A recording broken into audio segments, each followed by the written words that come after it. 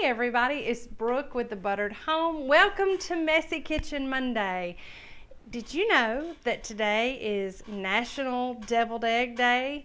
I did not until this morning, and if you can believe it, we had planned to do deviled eggs today.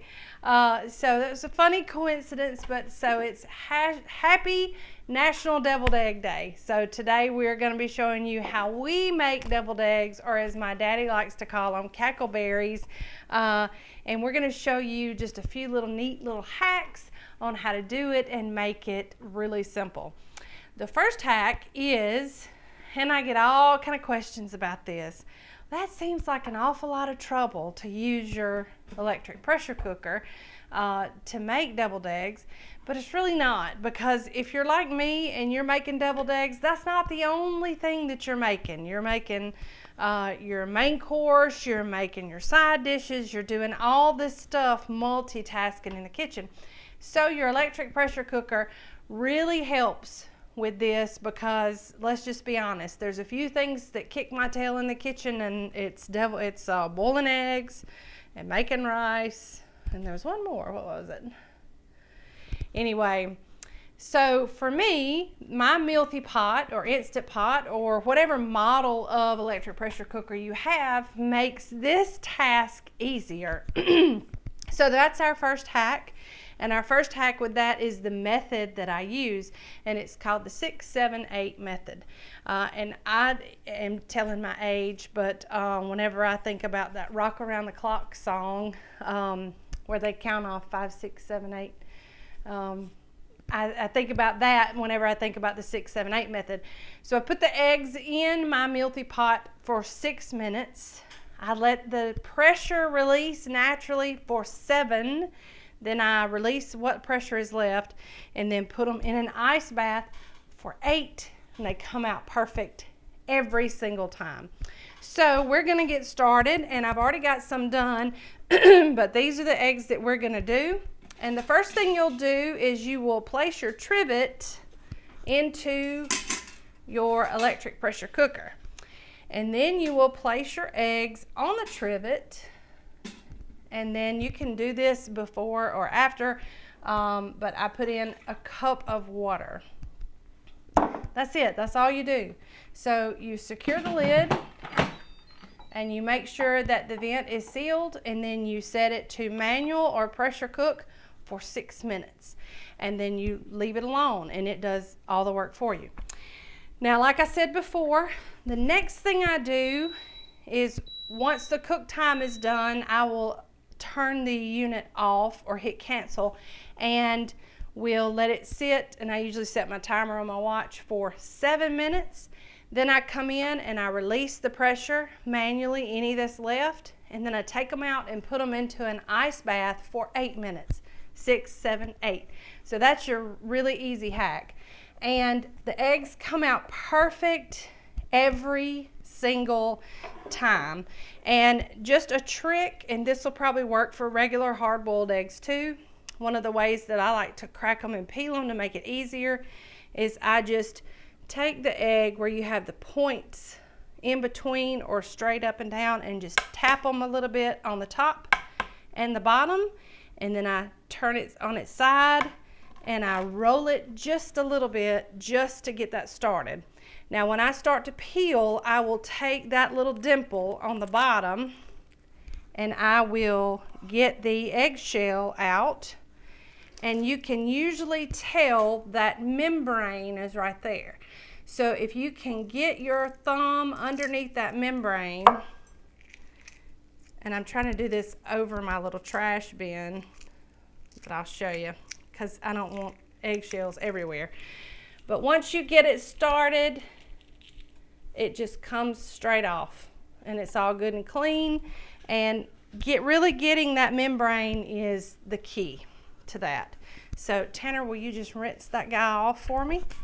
And another true test to this, for our deviled eggs, we really like to do hard boiled. So that is, no, you can't eat it. So the test to this is to just take a small knife and then just cut into them. So we're going to cut the eggs right down the middle diagonally. And I'll have some of that yolk that comes off, but it's pretty clean. And you'll see it just like that. And then it will just pop out cleanly into your bowl. So then I'll take my little egg boats and I put them in my little egg dish, and I will carefully pop out all of the yolks into my mixing bowl. And in my mixing bowl, I have some mayonnaise and some prepared mustard. Those are the first things that you start with. Now, when I talk a little bit about deviled eggs, the great debate is, do you like them sweet or do you like them dill? Well, we like them dill, so we're going to be showing you how to make them dill tonight. When I said sweet, Tanner made a face. That's not even a question. But there are lots of people who like them sweet. So the component to that is in your pickles or your relish. You either use dill or you use sweet. There are other things that are pretty neat that you can add to them. If you do like them sweet, you can use a little brown sugar. You can use a little white sugar. You can use a little honey just to accentuate that sweet flavor. This is a good basic recipe. This is the way we like it, but one of the things that we like to encourage you to do is to experiment by all means. So we just take a fork at this point, and I will just take my fork and just mash my yolks with the fork and make sure they're good and crumbled, and kind of mix them in with the mayonnaise and mustard. We like our deviled eggs like we like our potato salad. We like it dill, and we like it with mustard. So we're gonna add in our dill relish. And never fear, you can get all of these specific measurements whenever the recipe drops later this week. And then we're going to add just a little bit of salt, a tiny bit of pepper,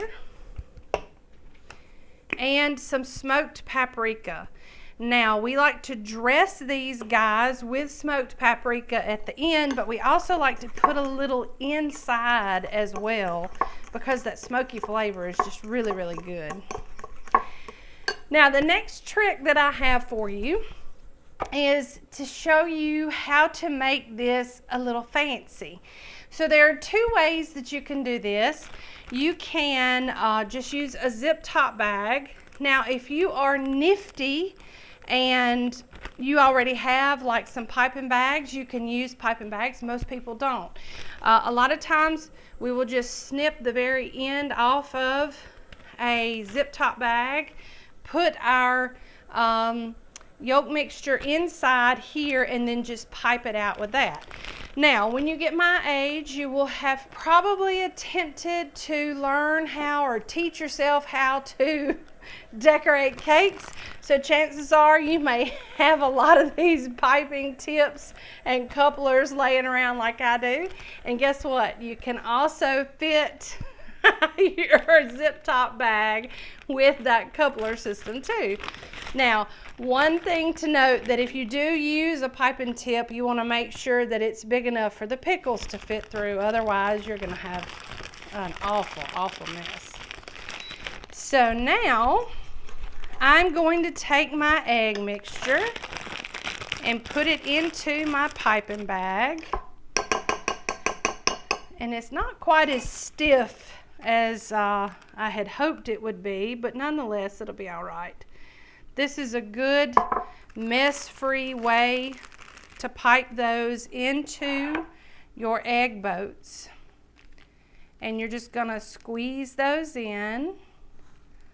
And like I said, you wanna make sure that your tip is big enough that the pickles kind of can come through. And that one had a little difficulty. And then we are just going to top these guys with a little smoked paprika. And there you have it. I just did a couple just for time's sake, and they are fantastic, and they're beautiful, and they're the perfect little bite of devilish goodness, or as my daddy calls them, cackle berries. So I'm going to hand those off to Tanner because this is one of her favorite things. So we hope that you will join us for the rest of the month with these wonderful, nostalgic Thanksgiving recipes. For me, this is one that we've always had in my house, in this house, in my mom's house. So this has brought really some good food memories for me and my kids, because my kids love them just as good. Next week, we're going to have a special treat for you with something that intimidates people just a little bit, but I'm going to show you how to make it easy and how to make it flavorful. So be here next Monday as we will be doing apple pie. So we hope that you'll join us for this wonderful month of Thanksgiving. We are thankful for you, and we hope that you continue to join us here at the Buttered Home. So from our home to your home, we love y'all. Bye.